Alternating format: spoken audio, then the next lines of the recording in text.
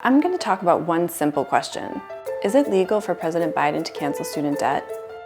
The answer is yes. He can do it today without any other action by Congress. Let me explain why. Imagine you lend me $20. It's your $20. You can ask me to pay it back in full, in half, or not at all. Student debt cancellation works the same way. When someone takes out a federal student loan, they're borrowing money from the government, and the Constitution gives Congress the authority to control property of the government, such as debts owed to it. When Congress gave the Secretary of Education the authority to make or back student loans, it also gave the Secretary the broad and unrestricted power to cancel or write down that debt. This power was established under the Higher Education Act in 1965. That law gives the Secretary of Education the authority to compromise, waive, or release any right, title, claim, lien, or demand, however acquired. The Secretary also has the authority not simply to compromise debt, but to modify a student loan to zero. Secretary Betsy DeVos actually used this authority to cancel out a limited amount of student debt. Now, it's important to understand the purpose of the Higher Education Act. It was to make the benefits of higher education widely available, especially to those who otherwise couldn't afford it. Nobody else but the federal government was willing to lend to people with no credit history, no means, and only the chance at a bright future.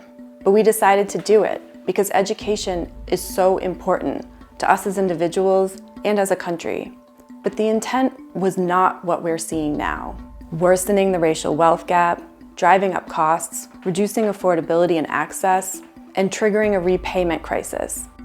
The nation today has a $1.7 trillion student debt burden owed to the federal government by about 43 million Americans. At the Project on Predatory Student Lending, we represent over 1 million student borrowers who were cheated by for-profit colleges. And this is an industry that aggressively targets and scams people who are looking for jobs and careers in order to get its hands on federal student loan dollars. Their priority is enrollment, not education. We see how defaulting on student debt can cause poor credit, food insecurity, homelessness, inability to pay household debt, barriers to employment, and mental and physical health issues.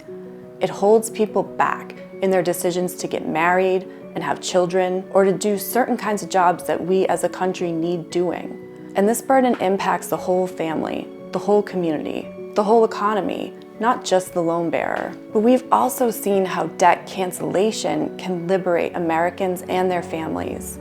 And with the COVID-19 pandemic, the government has paused federal student loan payments through September 2021. This has freed up households in this pandemic to spend money and help keep our economy going. And the ability to do that falls under the same authority to modify or outright cancel debts. In these examples and others, the law is clear. President Biden has the legal authority to cancel student debt.